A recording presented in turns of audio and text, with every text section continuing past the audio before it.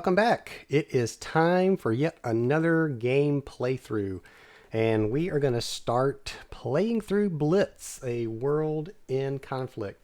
You may remember that I did an unboxing for this a few months back, and I am finally getting around to getting it on the table, or in this case, the virtual table. We're back to Tabletop Simulator, as you can see, and that's for a couple of reasons. One, I don't know how long this is a pretty big game. I don't know how long it's going to take to go through this. I don't know if we're looking at another 4-month run on a game, but I wanted to leave the physical board game table open for other stuff, the unboxings and some episodes coming up of Solo Babble, and want to leave that open for now. But it's just a whole lot easier to use Tabletop Simulator for a game like this, and I can continue it on, and actually sometimes it's almost easier to explain some of this stuff in this Tabletop Simulator. This world, Blitz, a World in Conflict, is in the Tabletop Simulator workshop, so you can actually go in and play this in Tabletop Simulator. And now if you do go in and look at it, it does not look like this. What I did was, I love the Flex Table. So this is Flex Table is another mod in the workshop, and you can set your game table size up really to just about any configuration you can think of. I could make this table really big or smaller. It's just I just like the fact that you can size it to something that's good for you. And what I did was I took the elements of the Blitz mod and just pulled them into this Flex tabletop mod.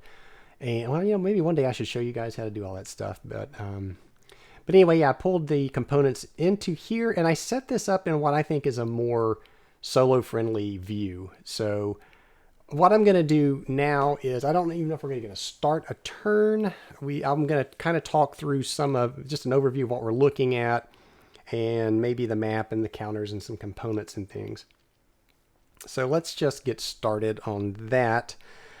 Let's just start up here. So, okay, let's pull back. So here's the setup. We've got the game map here. The game board is here. We have our weapons development charts along the top for our major powers. At the very top, we have our minor countries, their development chart. So I'm going to zoom in. Let's just start here. This is a weapons development chart. And like I said, you're going to get one of these for each major power. And what this does, and this is not... let me back up a little bit again. This is the full game. So when you buy a copy of Blitz, a World in Conflict, and you get the rule book out, you'll notice that in there are 5 or 6 introductory scenarios, and those introductory scenarios are really kind of neat because the very first scenario just starts you off in like a small area of Europe, just a couple of units, and it kind of teaches you the mechanics of the game and the rules of the game slowly. So the first scenario would be just a couple of rules. Then you go to play the next scenario, and it's going to add a few more rules into it, until you get to the last scenario where you pretty much have all the rules in. And then, like I said, this is actually the full campaign that I'm going to go through. So, I did not actually play those introductory scenarios. I have read the rule book. I did read couple of times. I read the rule book several times.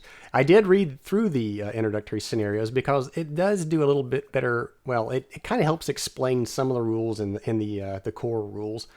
And the rule book it's okay. It is very difficult. In my opinion, it's kind of hard to find some information or get clarification on some things. So I did have to scour the forums on Board Game Geek to get some clarification. So the rule book it's okay. I think it could have been a little bit clearer in some of what was trying to be said. So this is the main campaign. And so when you start the main campaign, you have these weapons development charts. And so when you actually set up a game, this chart will tell you, if you look up here, this line and this one below it, this is what forces you will set up on the map to begin with, what location and what the unit is. So, and every chart will have that. So you can see here for the AFA, the Anglo-French Alliance, Same thing for the USSR and Germany and Japan. So that'll tell you, you'll take the units listed here and put them on the board where it is indicated. And I've already done that. The next thing you'll note is we have a force pool here. This force pool, this is what we will have available to us as we get to the end of the turn and we can buy units. This is where we'll buy from. So this is what is available as of now. The groups below, this is as we advance in technology and turns, these will become available to us. And the way that works is you look up here in the top right corner of this chart, and it tells you, well, for the United States, you can build any 3 per turn for all groups. So what that means is you have to clear out the first group before you can advance to the second. So this would tell us that, and there are some restrictions, like the U.S. Starts off neutral. So let's assume they're at war. They hit the end of the first turn, and they can choose 3 units. They have enough resources to do that. So they would be able to pick any of these 3 and put them into the force pool, and then proceed on to where they actually buy and spend the resources. They could choose from anything in that force pool. So, you get to the next turn, again, they would come back up to group 1 because it hasn't been emptied yet. So they would pull another 3, and, you just keep going through until you get further in technology and you reach the end of your, what you can buy. The other thing to note up here is there is a reserve pool. And what this is where this is where we'll keep our small counters. So on the game board, and I'll show you this in a second, most counters have 2 sizes, or two sized counters. So this Pacific fleet, this is the small counter for it. The large counter is already out on the board. You can see it here. I put that in the Hawaiian Islands. So the counter that's not in use, because you don't want 2 of the same unit on the map board, that would be crazy. So this is just a holding place for the different sized units. And then down here, of course, this is where it will tell you how much oil and resources you're getting at the start of the game, trade deals that are in play at the start of the game, and this just kind of has some future stuff, some nearby things to consider. And I'm going to track resources with this counter, this brown counter, and I'm going to track oil on the black counter. That's just to help me track what's coming in and what's going out. And I've done that for all 5 major players. And like I said, these other charts, as you can see, are identical to the one I just walked you through. Up here we have the minor countries. There are certain events that will cause these countries to align with either the Axis or the Allies, or you can also declarations of war will force these units onto the board, and they'll change allegiances depending on who's declared war. And let's see, what else do we have? Let's go to the map real quick. Well, before we do that, let's go ahead and look at the counters. So, as I said, and I'm going to go in here because I know let's just grab one of these that I know. Here's a small one. Okay.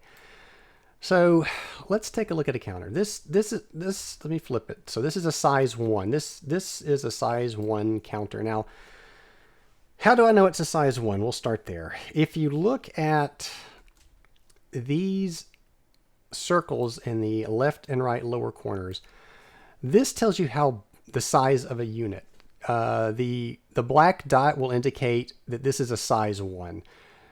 And these empty white dots are showing that you can increase the size of this unit by spending resources on it. So if I wanted to spend a resource to increase the size of this unit, I would do so by doing that, and it would flip to, now you can see the 2 black circles telling me this is a size 2 unit.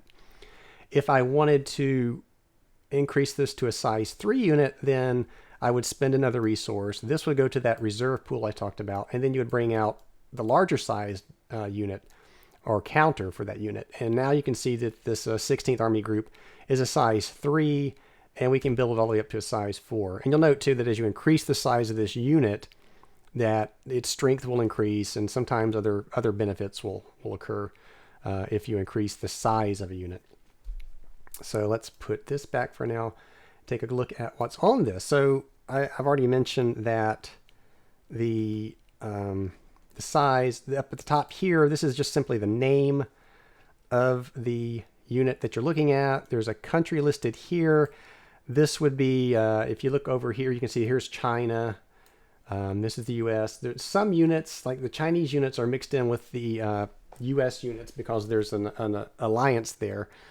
And then you'll see if we get over to the Anglo-French alliance, you'll see that, you know, there's Great Britain, there's Canada, there's France. They're just mixed in with this Anglo-French alliance. So that this simply tells you the country that you are looking at. And so this number, well, let's go back to here for a second. This in the center obviously is NATO symbol 4. This is an armored group, so that you can tell this is an armored counter. This circle is movement factors. So this is how many areas this unit can move into based on terrain and other things.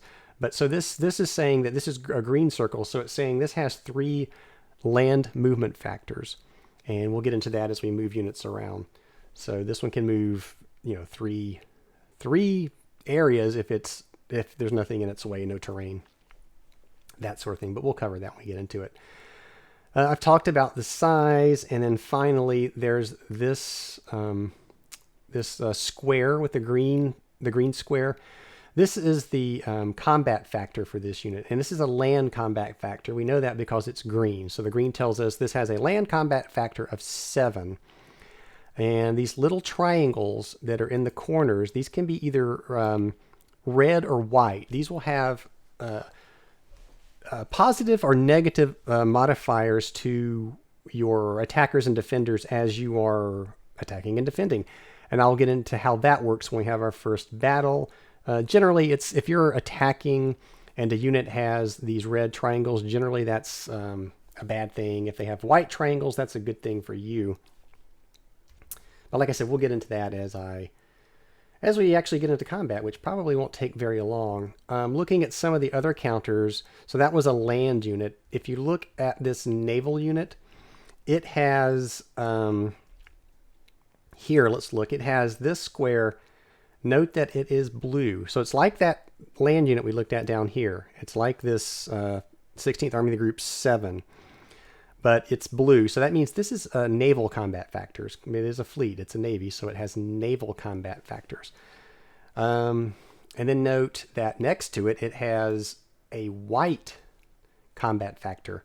That's air. So this is a carrier group. It has, and you know, kind of reinforces that up here with these little aircraft.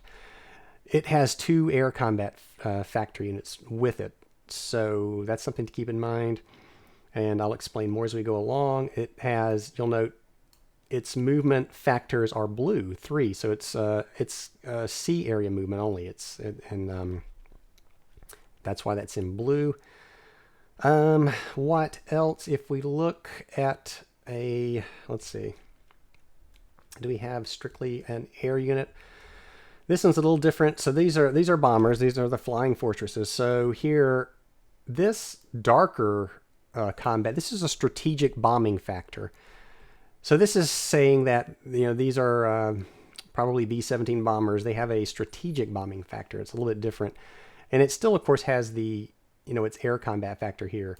So, and you can also note that there's a white triangle in that corner. So if an enemy were attacking this, that would be good for the enemy because he's going to get +1 added to his attack modifier. And let's see, do we have just an aircraft that we can look at? An air unit. So we can look at this this first tactical air unit here. This is a this actually has a land bombing factor. This is an aircraft that would be good at bombing on land. So if you're fighting a battle, this would be a good one to bring in on land, a land battle to assist with dropping some bombs, and that's why his bombing factor is green. You could also use this to attack a sea area, but if you do, it's going to cut that 4 into a 2 because it's not really meant for naval bombing. If this were a naval bomber, this aircraft would have its silhouette would look like this, kind of like it's dive bombing, and this would be blue to show that it's a naval bomber. And of course we have the A-bomb over here, and it's got a whopping 30. It's got a whopping 30 strategic factor, and I haven't got to that yet, but it'll be interesting when we do. Here's an example of naval bombers down here. So you can see that its strategic its bombing factor is blue to indicate that it's a naval bomber. So it would attack a sea area with its full strength if it did so. So basically that's how the counters will work. And let's just take a quick look now at the map. So the map, we have basically just some useful information that we can refer to as we're playing along here. Unit types, air movement. This will tell you, air units can move, cost 1 air factor to move 1 land unit. If you're moving into a sea, it's going to cost them 2 air factors. So, and then if there's one of these little air routes, and there's land routes as well, they look like this. It's just saying that the area is adjacent. So let's go look at one of those real quick now that we're talking about it. So here, it's telling us that if you want to move from Florida to Cuba or vice versa, consider that to be adjacent. So it only costs you 1 air factor to move from Florida to Cuba or from Cuba to Florida. You wouldn't have to move into a sea area and then into Florida. And land route is the same way. So if we go over here and we look, we'll see that we have these marshes are impassable, but you can go from Ukraine to the Baltic states using this land route, and it's considered adjacent. So if that weren't there, you would not be able to move from Ukraine to Baltic states. This is just saying, yeah, you can do that, but it is a land route. And there's some restrictions about moving using these land routes to get to other sides. Like if there were an enemy unit there, you could not take that land route until that enemy has been cleared from that land area. Naval, let's look at the Navy, the ports real quick. This port has a blue circle, or has a white circle filled in blue with a large anchor. This is a major port, and so a major port can stack. I think it's an unlimited number of naval sized units. And remember, the size is down here. If you look, this is a size 2 Atlantic fleet. So this port could support any number of size. You could stack any number of size units in this port. If you look over here, this is a minor port. Now, minor ports are restricted to, they can only support up to 2 size factors. So this Atlantic fleet down here, we could move it into this port because it's only size 2. Yet that's the only fleet we could have in port at any given time. If he were in there, because he's size 2, nothing else could fit. You could also fit 2. You could also fit 2 fleets if they were, say, like this North Atlantic fleet where it's a size 1. You could fit 2 size 1 in there. Just as long as you don't go above 2, that's okay. And this is saying there are paratroopers, which they can move by land and air. There is terrain on the map. There's a terrain chart that will tell you, if mountains, jungles, or marsh, what the movement, it'll cost you extra movement factor to move through those or into those.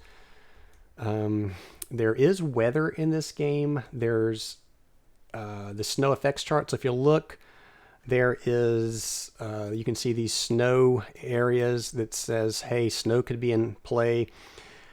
This will tell you what those effects are. There are winterized units. This is an example. This Finnish unit is winterized, so these snow effects would have no impact on this unit if he's doing something in one of these snow areas during a winter turn. And of course, the winter turns are marked here with these snow labels that are on the map.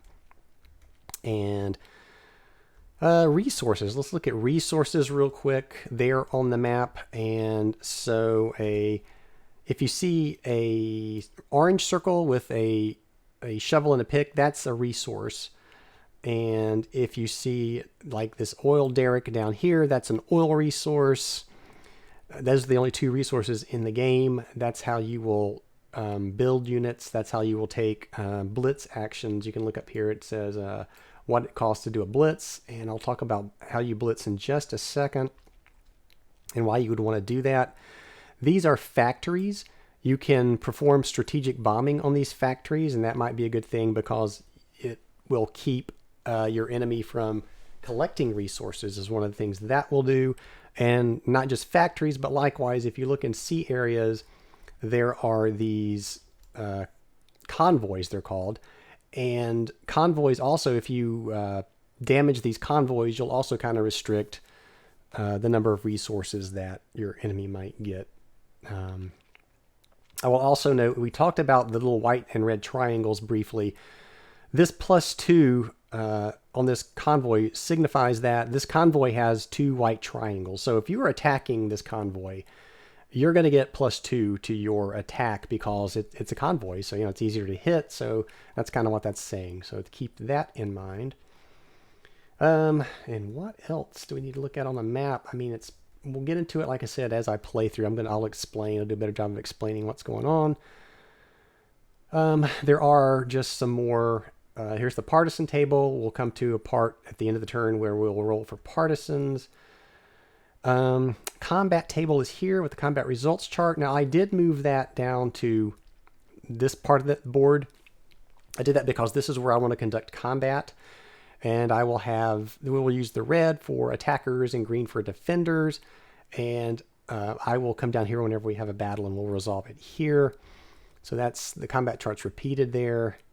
More terrain features. So this is simply saying if you have an armored unit that you're going to have problems in forests, jungles, mountains, and swamps.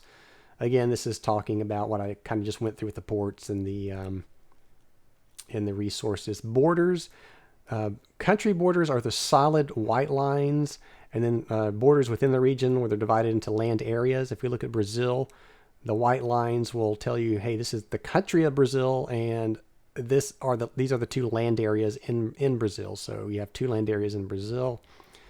Blockade table, if you're going to try to move a unit into a sea area that has an enemy unit, there's a chance that that if I can speak, that the enemy unit in that sea area could stop your movement. So you'll come down and do a roll on this chart to see if you get stopped. The reserve pool, I'm not going to use this on the game board. I'm actually going to use what I showed you up in the weapons development chart to stack our big and small units so we don't get confused. The Maginot Line, we'll talk about that as we encounter it. And so neutral entry events,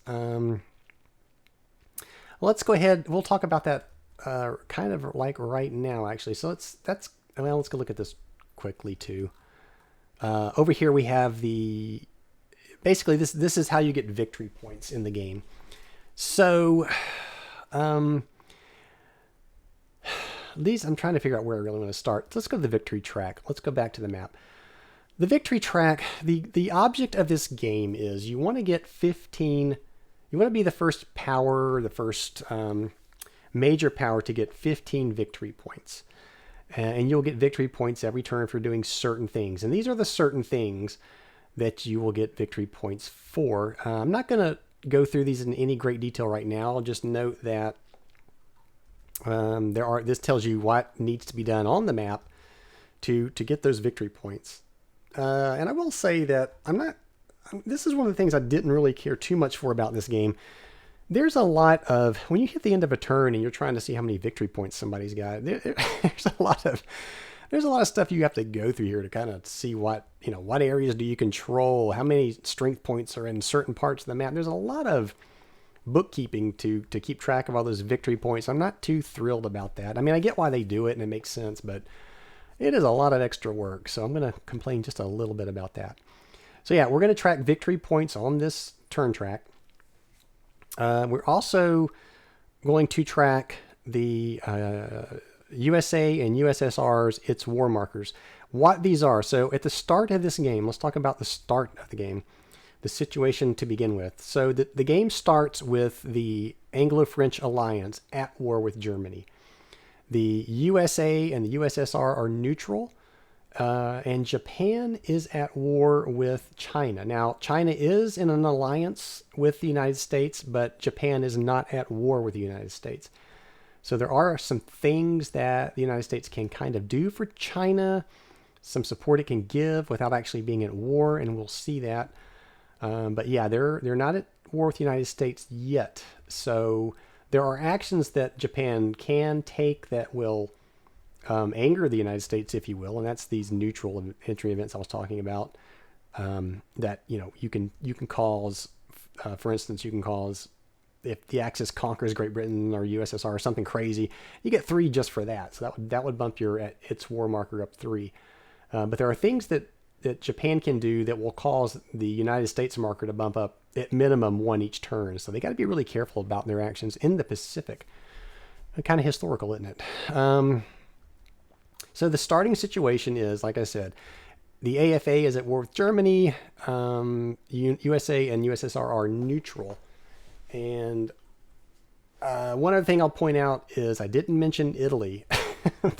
Italy is in the game, but their units are much like the French and the Great Britain units. They're on the same weapons development chart. They're the same color. They're just under Germany's weapons development chart. So you do have Italian units in here as well as on the board. So if we go down and look at the board, you'll note that here, you can see these are Italian units. It's got the little IT to note that. So Italy is in the game.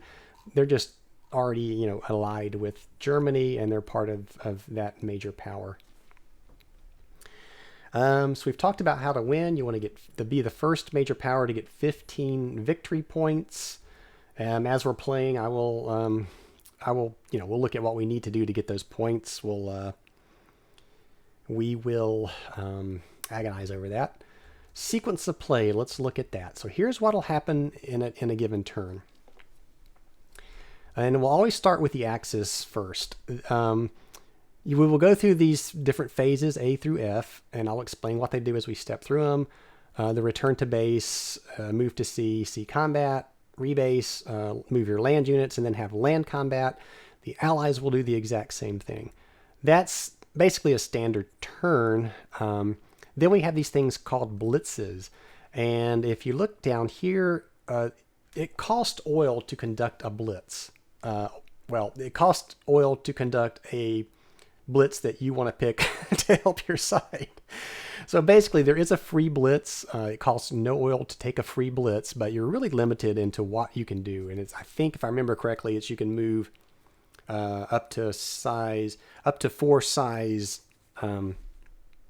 worth of units around on the map. Can't do a whole lot. You can do a partial blitz, which is, you can do one. You can repeat one these activities.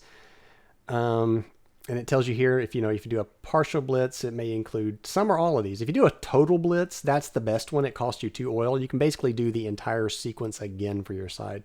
Huge. That's really powerful. And of course, the Axis and the Allies both get the opportunity to blitz. So yeah, you can see oil is very important in and getting the ability to take another turn, if you will. That's also important to remember too, because as you go through your regular sequence, these first 2 activities phases, they're called, as you go through those, you need to keep in the back of your mind that you will have the opportunity to move again or do some combat again. So, you're restricted to your units in that if one of these land units has a movement factor of 2, in the move your land units activities phase, he can move 2 units, or 2 units. He can move 2 spaces. But then come back around to the blitz time, blitz opportunity. You can pay oil and move that unit again. So you're increasing the range of what you can do. So when you're playing along and you're going through your first activities phase, you need to keep in the back of your mind that there's a blitz phase coming up and you can still do things. And that's huge. That can make or break a game. And as you can see, I think we probably will see that it will make or break a game. What else? We've talked about victory. I think we pretty much covered basically the entire overview that I wanted to talk about here.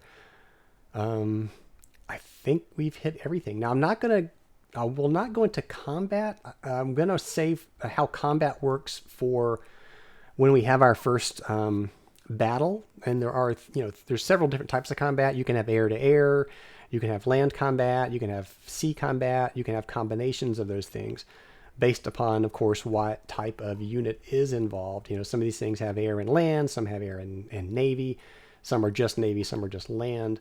And I will walk you through what that means as we do it. So that's it. I'm not going to start the turn now. I don't know how long I've rambled on here. I just wanted to give you an overview of what this game looks like, what the components are, what we're going to be dealing with. I do plan on, I hope, to complete a full game of this. It's kind of seems daunting, but I think this game plays pretty quick from what I've been able to read in the rule book. I don't think I won't do just Blitz. I'm sure I'm going to, like I said, I've got my physical game table is free. I can still do other games on that. I'll probably get something else going in parallel with this. What I would ask, though, if you are familiar with Blitz, A World in Conflict, I would ask that you please, I'm going to make mistakes. Like I said, I think I've got a pretty good grasp of the rules. But having a grasp of the rules is one thing. Remembering to do things is another thing. So I'm sure I'm going to make mistakes. I'm sure I'm going to forget something. May get a rule wrong. If I do, please leave a comment. Let me know. That's how I'm going to learn. This is a learning game for me and hopefully you too. And people watching are watching really to learn. And I want to help people learn, play these games. We need more people into wargaming, I think. Let's expand the hobby. So yeah, help me watch along. Help me look for errors that I make. If I get stuck, I'll probably jump over to the Board Game Geek and ask a question there. The designer seems very responsive. Seems like a very, very nice guy. So I'll definitely do that. But there you go. That's Blitz, A World in Conflict set up. And when I come back, we will begin the first turn. And as you can see, the Axis will start, and they will start with the return to base move. And the Axis consists of Germany and Japan. And we'll talk about strategy, what they want to, where they might want to move, where they want to move their land units. And it could take some time because, like I said, we have to consider what are they trying to do? What are they looking to do? So we will definitely do that. All right, that's it. Again, as always, thank you for watching, and please come back. I think this is going to be interesting, and I really look forward to getting some feedback on this one, and especially if I get some rules wrong. So I hope to see you back here soon.